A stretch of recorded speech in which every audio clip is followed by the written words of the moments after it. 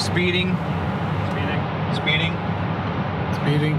5, 4, 3, 2, 1. The world is changing faster than ever. What used to take decades is now taking years or even months. What you see right now is the illusion that people have had for many decades about the workplace being this secure place to work the rest of your life. For the first time in the history of our nation, our children will not do as well as us. We've seen our friends get laid off. We've had our pay cut. People are overworked and underpaid. They seem to have less time and less freedom. They live under constant pressure. This is going to be forced. And so even if your employer loves you, they may have to cut you. There's something wrong that on Monday morning, the heart attack rate increases by 35%. Technology is accelerating, job security is declining. It just doesn't seem like the old models of making a living are as reliable as they used to be. Every aspect of our lives, there's a better way out there, but we're still doing it the old way. We live in the greatest country on the planet, and there are a lot of people sitting around complaining and being cynical. Like everyone's whining about this old model, and I'm like, why don't you leave it? Look at all this over here. Look at all this opportunity. Since so much of our lives revolve around our work and the way we make our living, many people are thinking there just has to be a better way. The biggest challenge facing our world today is not making money, is what are we going to do with all the displaced, unemployed people? People are afraid that they're going to make the wrong decision. People are afraid of the unknown. People are afraid that maybe I don't have the skills. Hey, sports fans. Industrial age is over. It's dead. It's dying. That's why going to school to get a job is an obsolete idea. A steady paycheck is an industrial age idea.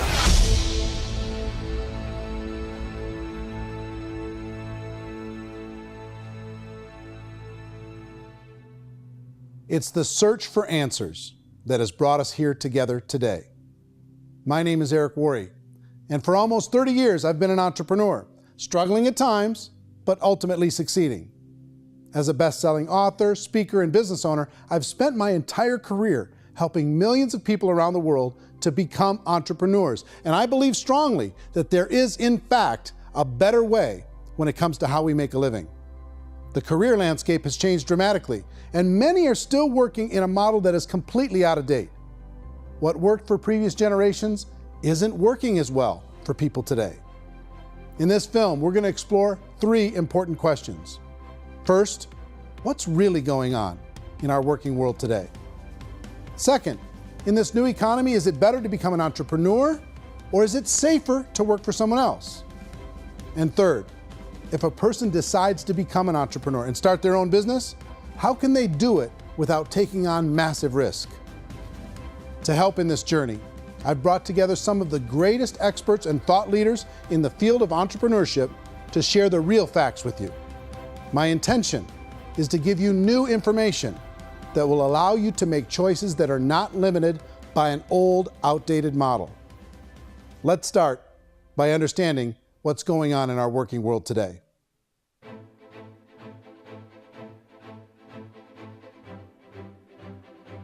Let's look at unemployment. 30–40% of the people are honestly not working, but would be working.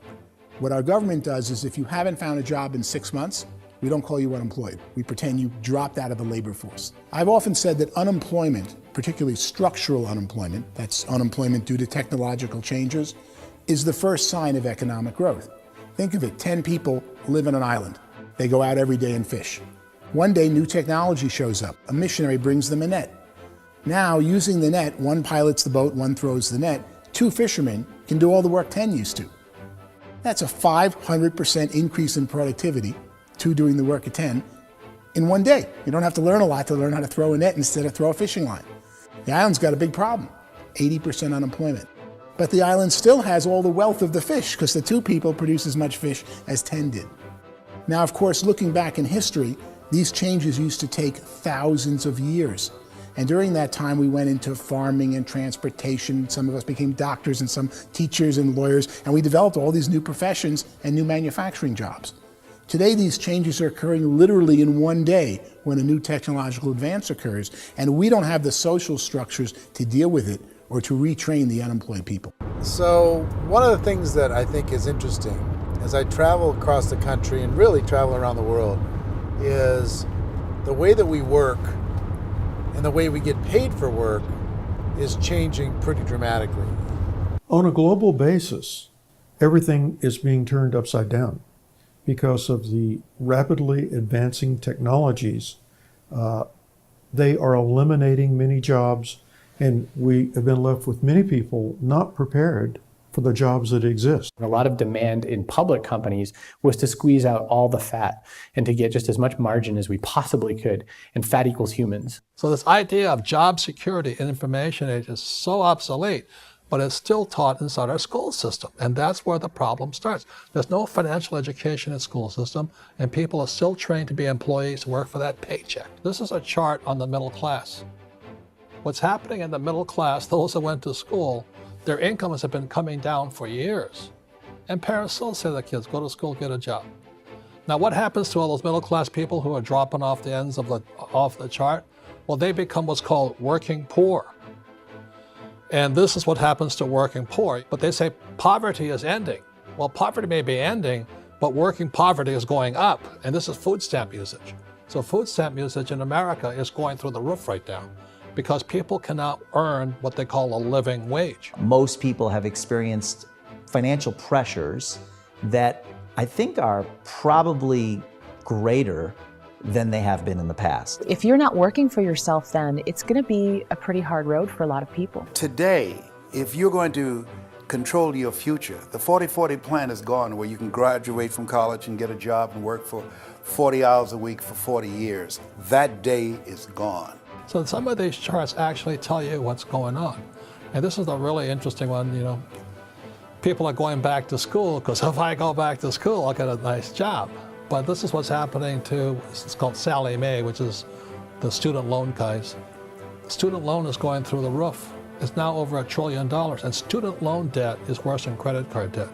So when people stopped using credit card, the government got people into student loan debt.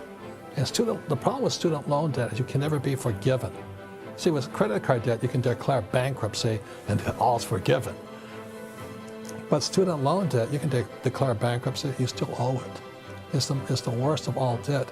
But this is the next picture. Look at this chart here. This is what's happening to wages of college graduates. It's going down. So you go to college, you rack up all this debt, but you earn less money. Now, that's not that intelligent. Average person who's been working a lifetime in America today is ending their lifetime at 65 with about $41,000 in assets. They earned just enough to survive. I think in the United States we have something like 17 trillion in debt. That's just the federal government debt. We got another 2 in municipal and in other, let's call it almost 20 trillion government. We've got 40 trillion in private debt. That comes up to close to 60 trillion.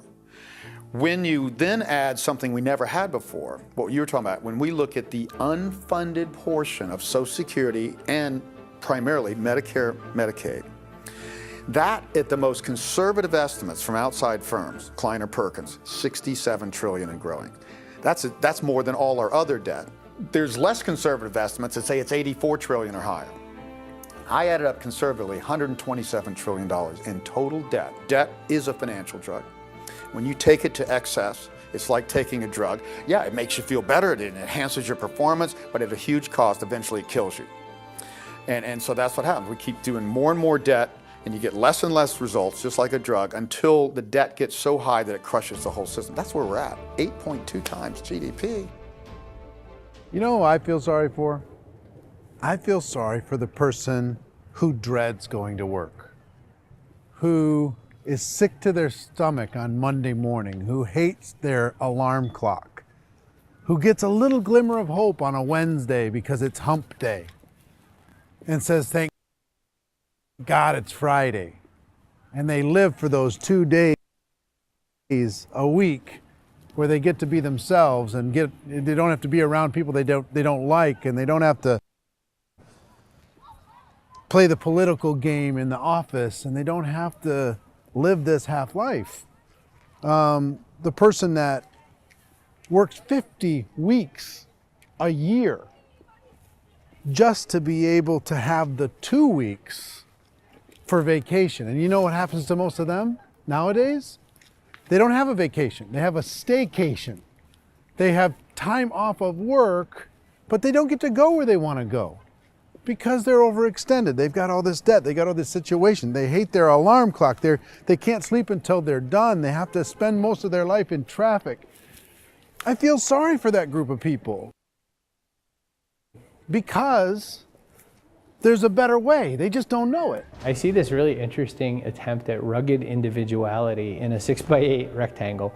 And I feel like you're all the same, except for the little push pins of the pictures. There's different pictures. Yours is named Jenny and his is named Sujara, but it's the same people. And this is how they are, and they're just like the zombies, and there's no joy in there, there's no fun. There's always like the wacky woman who decorates her cubicle, and that's the most she can do there. You got to give her credits, right? The wacky cubicle woman. The basis for their life is worry. I'm worried, you know, maybe I'll get fired. I'm worried maybe my company will go out of business. I'm worried I can't keep spinning the plates on paying the bills. I'm worried about how do I send my kids to college. I'm worried, what if the transmission of my car breaks? That's, you know, 2 or 3, I can't fix it. People live in a sea of worry, and it eats at them. Those signs that people held up during the Depression didn't say looking for gainful employment in a cubicle. It said looking for work. Work is what we're looking for. Job is just a unit of measurement.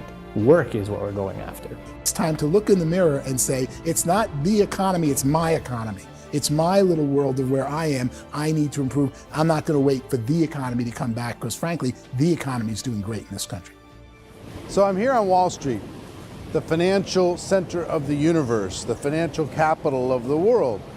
This is where most people's money goes to at least be held for a time, right?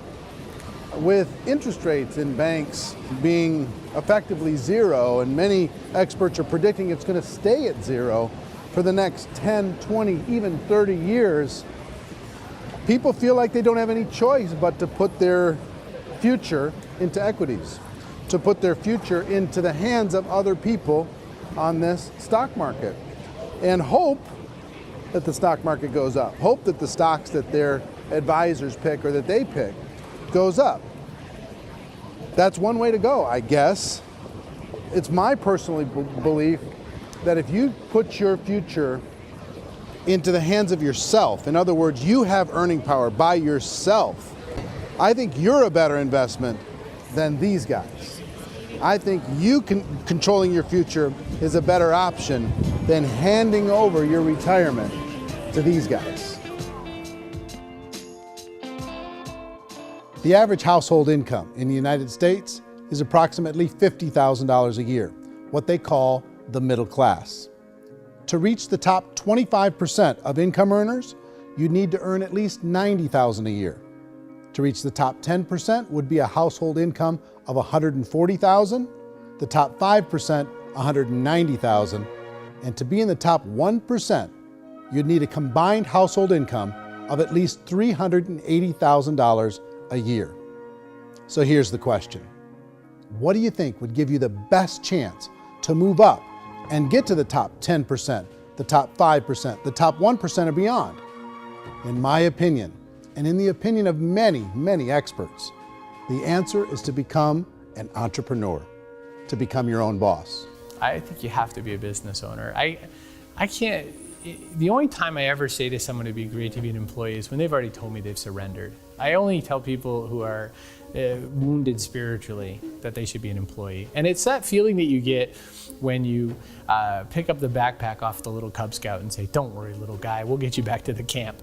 You know, it is in no way a kindness when I tell someone they'd be a great employee. The other status symbol really increasingly is lifestyle. And people can own their own business, maybe even work out of their house. That, I tell you, people admire that, like, gosh, I wish I could do that. The spirit of the entrepreneur is to be a risk taker and to be resourceful and unstoppable and to have a vision of yourself beyond where you are and not willing to settle for life as it is. You think about the great entrepreneurs, they're visionary, they have heart, they're willing to do today what others won't so they can do tomorrow what others can't. Personally, I don't think of the new economy, the old economy. I create my own economy.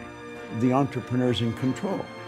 I decide what the economy is going to be like. In the world of entrepreneurship, there are no limits. You can make as much as you want, depending on how much you want to work and how smart you are and how great a team you put together.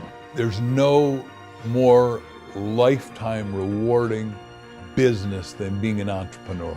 Why in America, where anyone could be anything, would people want to give up their freedom and become effectively a modern-day slave, told shut up and be here every morning at 7:30, leave at 5:30, and do what I tell you? If people decide to become an entrepreneur and work for themselves, they have some traditional options, but they're riskier than you might think. Any kind of a retail business, retail build-outs, is extremely expensive. Even just these small little yogurt stores where they're putting little yogurt machines and you get all the different flavors, you're spending $200,000, $300,000, $400,000 to open a yogurt shop. I would love to buy a Dunkin' Donuts, but it's $500,000 or so to start. I don't quite have that just-in-case money. Risking lose it all, and most guys do 2 or 3 times, and even big guys like Branson, because I'm such a fan of his, half his companies don't work. If you make $1 million, your problems are going to go. If you make $1 billion, your problems are really going to go. Just the opposite. You and I know when you're making $1 million, you got $1 million responsibilities. You make $1 billion, you got 1,000 times $1 million responsibilities. And most people say, I'd love to be my own boss. 70% of Americans would love to be their own boss, according to recent polls. But they don't know how to get there. Because what are you going to do? One, you could buy an existing business. If somebody's selling an existing business, you have to ask why. Usually because it's probably hard. It's probably not making as much money as they hope. 2, they could buy a franchise. A little less risk, proven system, but it's expensive to be able to do that. 3, they could start something from scratch. And that's where a lot of people feel like, I don't have the chops to do it. I don't have the money. I don't have the product idea. I don't have the expertise. I don't have whatever it's going to take to be able to get there, and I can't risk my family to do it. So, 4th, they could become an investor. A lot of people in this town invest to try and figure out a way, but you got to be pretty smart with that game too, right? Venture capitalists, who are the very best and most sophisticated in investing in new breakthrough businesses, make it on 1 out of 11. That means 10 out of 11 are mediocre or fail. Most of them fail. That's the risk there. An angel investor is lucky to get 1 out of 15 or 20. A business is a team sport. Like, I have to have accountants, I have to have engineers, I have to have system designers, I have to have sales, marketing, I have to have accounting, I have to have mission statements, I have to have legal and all that. The average Joe Schmo, even me, I go out there, I don't have the skills to put a business together. I think the bottom line for the 4 traditional options is they take money, sometimes a lot of it. They take expertise, and they take time. All of that adds up to just too much risk for most people. I bought a business from somebody else and it was a lot of work. And you start wondering, what did I just buy? Because I guess ultimately I own your email list and I just overpaid for it. People that start their own business, they spend a lot of money, they spend a lot of time, a lot of effort to get things started. And the more you invest on the upfront, the harder you typically work at it. Well, I can tell you what the success rate is of a restaurant. What is it? They're crazy enough. About 90% of them fail. About 90%, in how quickly?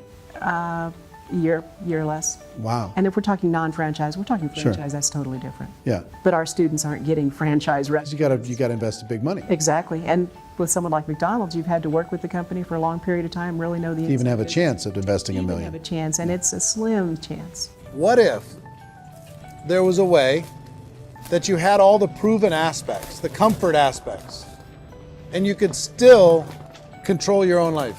What if there was both? In other words, you didn't have to create everything from scratch. You didn't have to be a super leader. All you had to do, what if there was a proven product already? You didn't have to create the product. And there's a proven system already, proven training already. Everything except an employer. That was the only thing that you didn't have. Do you think more people would be open to working for themselves in that environment?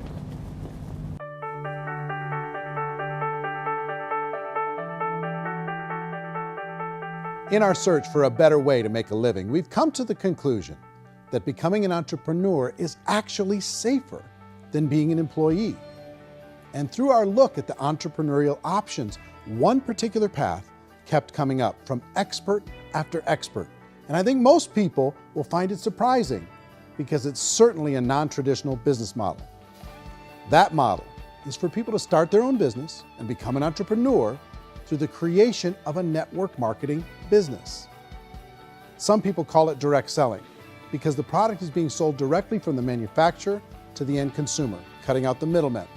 Other people call it multi-level marketing, or MLM, because there are multiple levels of commissions paid. The most common term today is network marketing, because network marketing best describes using a large group of independent distributors, independent entrepreneurs, to move a product or service more efficiently. So my friend here, Donald Trump, and I, we always write about the network marketing industry. And the reason we support the network marketing industry is because it really is a business school for entrepreneurs. Because most people come out of school looking for a paycheck. Oh, that's terrible. I went to network marketing like that. I think if it didn't exist, we should invent it. It is that good. I think direct selling is a great way to do business today. It's very easy to get into that industry, and you can be self-employed, be in effect an entrepreneur. When we see multi-billionaires adding network marketing companies to their portfolio of companies, that would be a clue. When we see people who are very famous authors and very famous business people endorsing the industry, that would be a clue. These network marketing companies aren't $50 million companies, they're billions and billions of dollars. They lead the stock market, they're major companies. When we're going to get it? You know, and you're going to school to work for a paycheck, but if you want to be rich, be an entrepreneur, and network marketing gives you the spirit to be an entrepreneur. A traditional company will spend up to 50% of their total revenue on marketing. Network marketing companies use a different approach. Instead of having all that extensive marketing expense, they utilize a network of independent distributors to do the marketing for them. Now, why do they do this?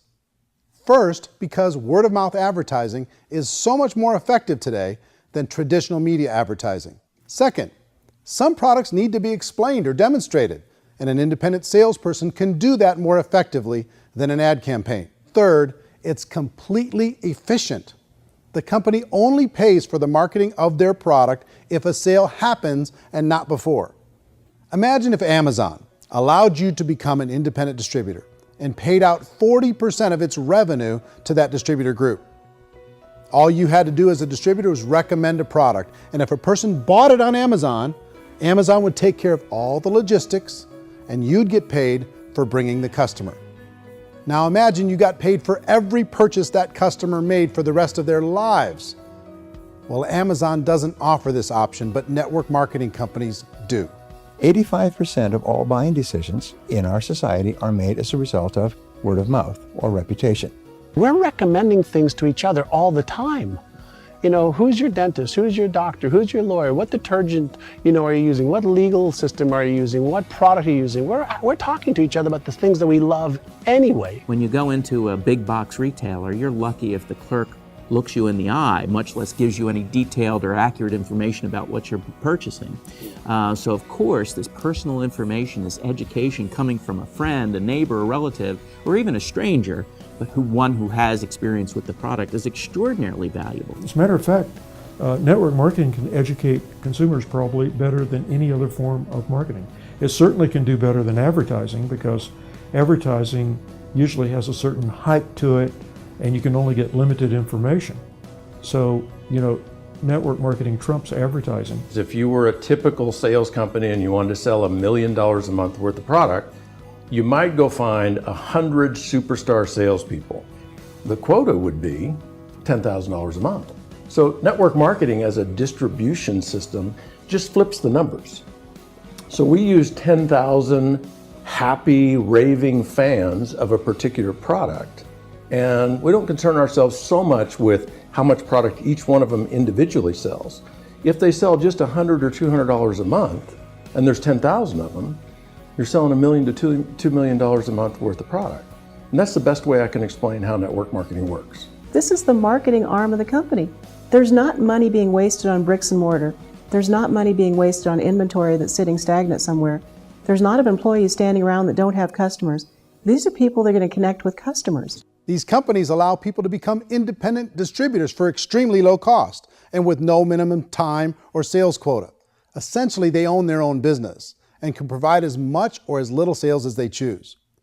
In other words, the distributor gets all the benefits of traditional business ownership without the risk. The advantage of network marketing is the ease of entry, the low risk, and the low startup cost, because almost everything else has very high risk. You can get in for a minimal investment. You're buying into a system that's already been proven, products or services that have been proven to work. The keys to network marketing is providing an opportunity for the masses to get involved, providing an opportunity for the average person who doesn't have the resources to start their own business.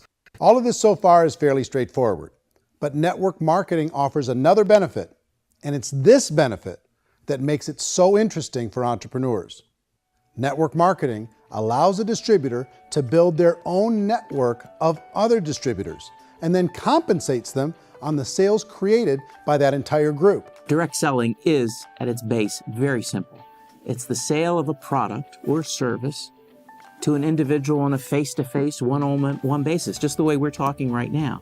But there's an important element as well, and that's the offering in conjunction with that sale of product, the offering of an opportunity for someone to make something of themselves. No matter what your social status is, no matter what language that you speak, I mean, look how many unbelievable people are becoming successful to speak every kind of language out there. What an awesome gift to give the world. Instead of having to work your way up in a system and prove that you could be a sales manager, they just decided everybody can be a sales manager. Everybody gets to build a sales team from day one. And so what that brought into the system of growth as a direct selling company is the concept of compounding or geometric progression. Because now you can actually grow sales force very quickly because everybody is enrolling people in their own sales force. People who are like, oh, this is weird, I'm building a sales team, and what do you think you do at a regular company? How do you think a regular company works? Network marketing is the only industry that doesn't say your past determines your future. It looks at your past and says, okay, now what can we train you to do so you can have a great future? Every other employer out there wants to exploit you for what you already know, not teach you something new. Network marketing has a potential to save the United States and the world, because it's going to teach people not to be employees, but to be entrepreneurs.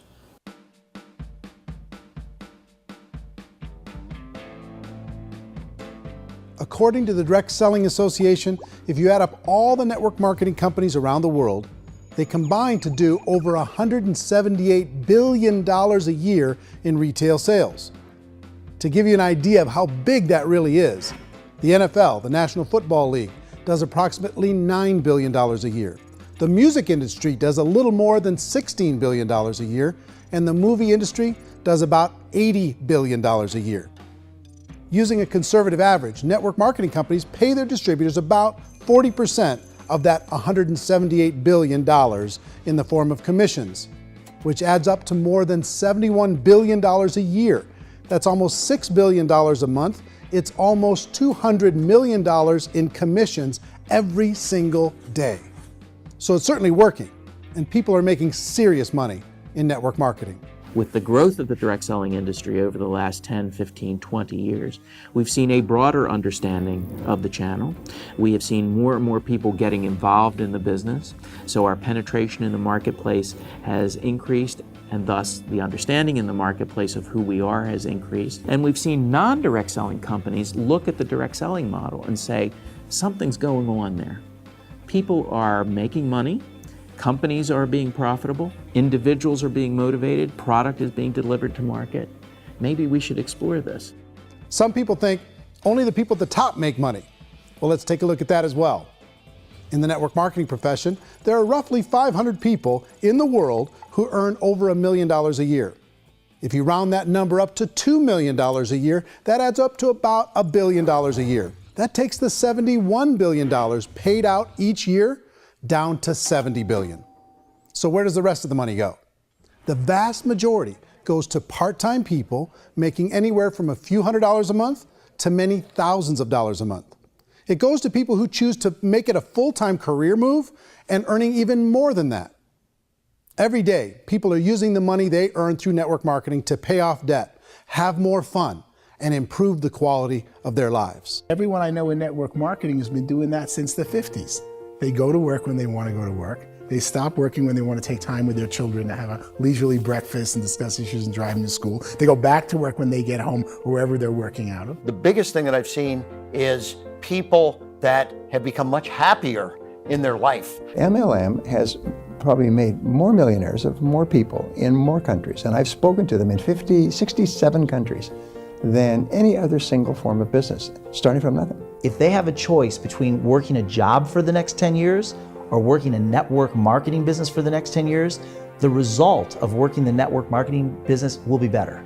A lot of people within the industry go on and make this a career and do extremely well at it. Network marketing has been nothing but good for everyone I know that's been involved with it because they did it seriously and they played full out and they've been very successful. It's been a constant barrage of success stories and people showing off stuff that they got as a result of it. How many people are involved? Approximately 16 million Americans and 96 million people around the world are currently participating in network marketing. And in a recent poll, 82% of those people report a good, very good, or excellent experience with network marketing. So people are happy.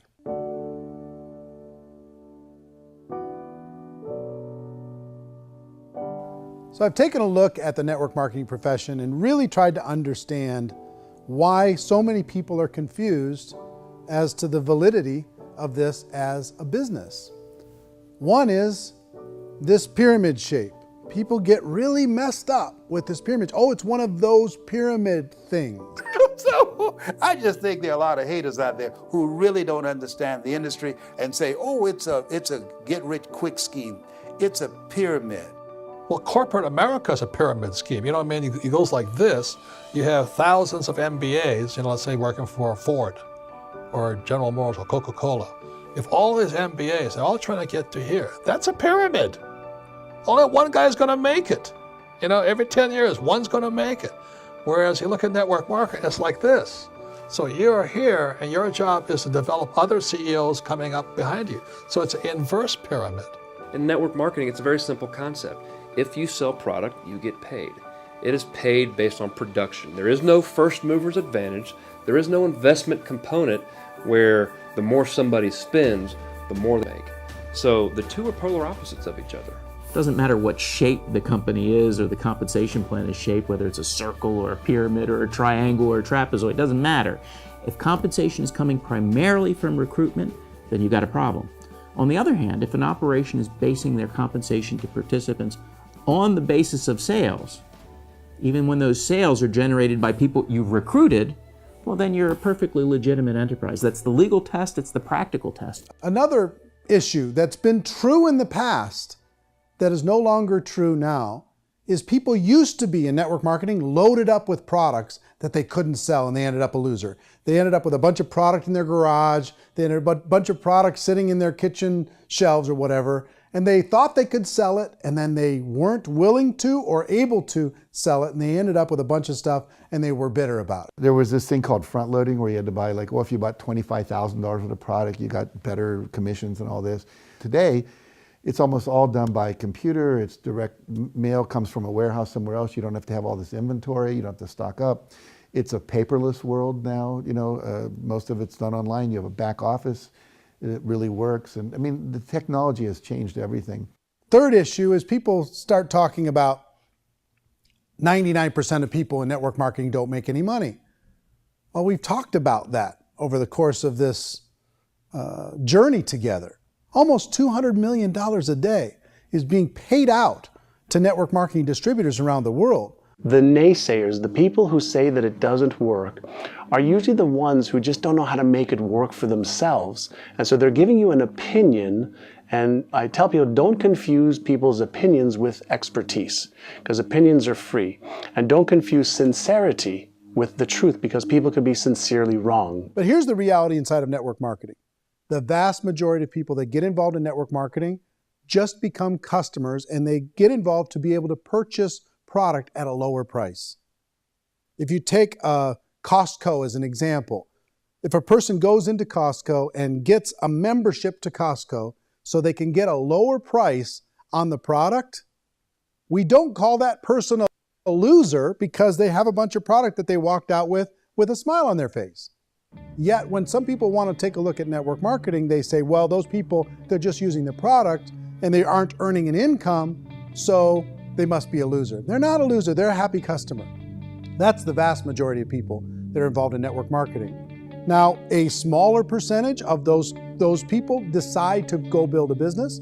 They earn $300 a month, $500 a month, $1,000, $2,000. That's the bulk of earnings in network marketing. And then there's the few that really decide to take it serious, really decide to build a large network, really work to make that network very, very productive. And those people make huge amounts of money and there's no cap. What I do as an outside economist, just somebody looking at this industry like any other industry I speak in and say, look, what's the realities of this? 1% do incredibly well. 10% generate some additional income at pretty low risk and effort, that's not, and 90% of people roughly end up customers. One thing that I think is real when it comes to people's perceptions about network marketing is people put this, and distributors, I think, involved in network marketing have some responsibility for this. They have sometimes unrealistic claims about the product or about the income. Most people who become distributors, they want the money, they want to be successful, but they don't have the skills. They don't know what to do. And when people don't know what to do and they're in a new business, they're scared. And when they're scared, they panic and desperation kind of sets in. So they think everyone they talk to has to get in. So if I talk to you and you say, well, no, I don't have time to do that, they're like, no, I need you. You have to do this or I won't be successful. So I start clawing on you. I start that desperation. So then I start making claims about the product, which are not appropriate, probably not even true. Or I start saying, oh, let me show you how you can make all this money and you don't have to do anything, Eric.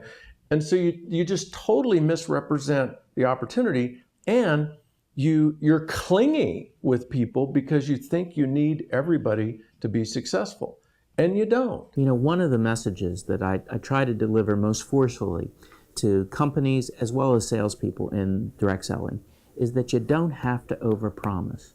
The reality is in network marketing, there's a lot of hard work involved.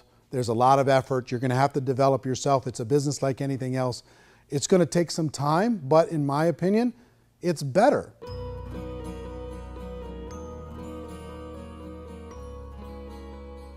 It's light years better for people starting today than it was even 5 years ago. I think it's more widely accepted now, and people understand it is a business. It is being an entrepreneur. It is being a business owner. Our belief system is based upon our evaluation of something.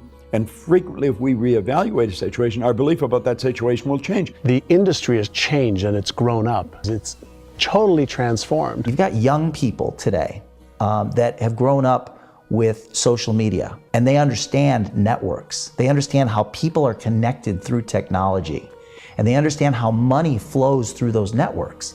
So when they see network marketing, they don't see it the way their parents saw it. And we've all learned, the larger industry that you represent, has all learned from those mistakes and flaws and errors that have happened early on. Early algorithms didn't work the right way.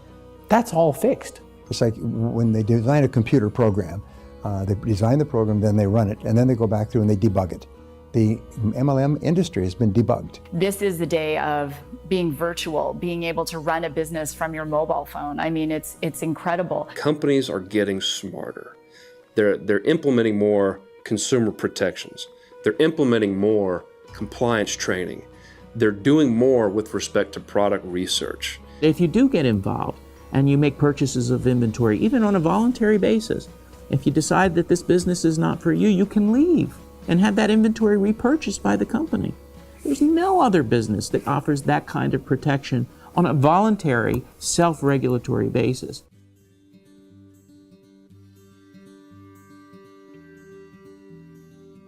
If you decide to look further into a network marketing business in order to generate more cash flow for your family, I would recommend reviewing the following 4 elements. First is the product or service. And on the product or service, I would ask 5 important questions. 1, do you like it?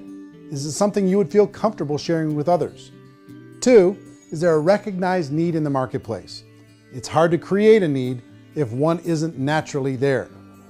Third, Does the product meet that need? Does it solve a legitimate problem for consumers? And fourth, is it priced to sell? Can it compete in the marketplace? And fifth, is it priced for profit? Is there enough margin for the company and the distributor to be able to generate income for the long term? If you can answer the questions on the product to your satisfaction, the next element to consider is the company itself. Is it well run? Do you believe in the founders or the management team? Do you feel they have what it takes to go all the way? See, it doesn't matter how good the product is if the management can't take care of the company. Good management can change with the times. They can handle adversity. They can make good decisions. Make sure you choose a company that can serve you for a long time. The third element to consider is the compensation plan. And with that, there are three important things to look at. First, a brand new person needs to be able to generate some money fairly quickly. It may be an obvious reason, but you can probably imagine the ripple effect of a distributor getting involved and having even a small victory fast. That can only help with the overall success of the organization. Second, a person should be able to develop a moderate part-time income in a reasonable period of time. As they develop their network and as their sales grow, they should be able to enjoy more benefits. And third, for the people who are really serious, for those who decide to really go pro in the network marketing profession, there should be the possibility to make a serious full-time income if they work hard and are committed to developing their skills. If you're comfortable with the product, the company, and the compensation plan, the last thing you should look at is the support that will be made available to you. Does the company have a website? Does it have a solid online reporting tool? Do they have comprehensive training available? Do they host events to help you build your business? If you decide to do this, what kind of a support system can you plug into? Choosing a network marketing company is a personal decision. But evaluating the four elements of product, company, compensation plan, and support is a great place to start. Is the company promising that you're going to get rich quick or that you can make a lot of money without a lot of effort? That's a red flag. Is there a product that you really believe in that you think can be sold? Or are you being told by salespeople or the person who's trying to recruit you or by the company itself that don't worry about the product, all you have to do is recruit other people into the business? Red flag, warning sign. If you're hearing that, take a second or even a third look. Get to know the customers, the products, the business, have some success, and see where the opportunities might take you to move up in the organization. You want to find out how concerned are they about my education, my training, and my development? Is there a space for me to grow? Most important question.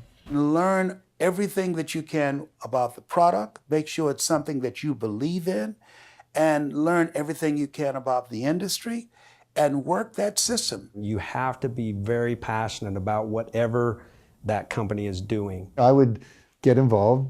You can always test drive anything, the product, the service, the community, and then lean into it a bit. If it feels good, then lean into it a lot. Behind me is the Lincoln Memorial. And this is a place where Martin Luther King Jr. had his famous "I Have a Dream" speech. And at that speech, he talked about his dream for equality for everyone around the world, and that's a noble dream. But I think more people need to remember what it was like when they were kids and the dream was still alive in them, before it got beaten out of them by reality, by this paycheck, by these responsibilities, and by having to live for this job to pay the bills. I think people need to remember that, go back to that. Once they know that there's a better way, I think their future is going to be much brighter. They can live a better life.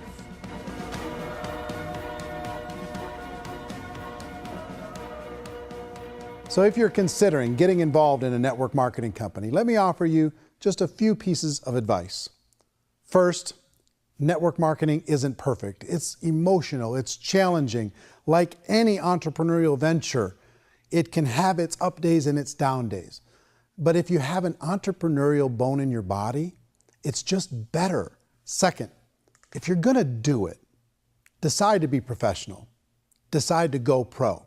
It's better to do that than just be this amateur sticking your toe in the water. Third, as any professional, you're gonna have to learn some new skills. And I promise you, inside of the network marketing profession, they're not too difficult to learn. Fourth, like anything worthwhile, it's going to take some time. Don't expect that you're going to get to the finish line right out of the gate. And fifth, it's worth it. It's worth it to be able to take charge of your life again. It's worth it to be able to control your own financial situation. It's worth it for the people you're going to be able to spend time with. It's worth it for the things you're going to be able to see and the experiences you're going to be able to experience. It's worth it for the causes you're going to be able to contribute to, the lives you're going to be able to touch, the customers you're going to be able to help, the friendships you're going to be able to develop. I promise you, it's worth it. Remember, most people are searching for answers just like you are. But I do have to tell you the catch to network marketing. If there is a catch, if you want to understand this from an emotional point of view, people say, well, it sounds too good to be true. It's not, it's hard work. But here's the catch. Most people still don't understand it. So you're going to have to endure the loss of social esteem from ignorant people. The uneducated will think less of you. Now, if you can handle that, you're on your way. If that's going to destroy you, you know what? Entrepreneurship in general probably isn't in your future. If you can face that catch, you can become unstoppable. I want everyone to really contemplate this if they're not in network marketing. You're in a job, you probably have a mortgage, you have rent, you have debt, whatever's going on. You're in a prison. You work just hard enough to keep them from firing you, and they pay you just enough to keep you from quitting. Come on! I've been there, done that, and bought that t-shirt. In network marketing, if you run into failure, it's really just a homework lesson for yourself. There's no one to blame. You really have no excuse not to be successful. You just don't. People don't want to hear that, but there's so much available to you. If you want to be a good network marketer, be a student to the people above you, be a fellow traveler to the people on the same level, and be a teacher to those below, and know when it's appropriate to do which. People who are not afraid of asking people to buy things, or not afraid of persuading people with a chance they may say no, these people own the future. Nothing happens until something moves. So you got to go move, you got to go do something, or nothing's going to change in your life. In the beginning, you're going to do a lot of things that you don't get paid for. But as you go down the road, you get paid for a lot of things that you don't do. And your job is rehabilitate the spirit, the entrepreneur spirit in all of us. Get it back. Either give it a strong yes or a strong no, but no wishy-washy, dilly-dally stuff in the middle. There's dreams and there are nightmares, but I believe that the biggest nightmare of all is when you don't pursue your dream. You're going to see some monumental growth in this profession. It's an exciting, exciting time to be involved with the network marketing profession. The next 10 years, I see just exponential growth. When that tipping point comes, it's not a matter of asking somebody, have you ever heard about network marketing? You're really asking them, which company are you building your wealth in? We are here to fix the world, to improve relationships with other people, to improve other lives. And the real reward comes as an entrepreneur in any level from teaching somebody something and watching them soar. There is no greater reward.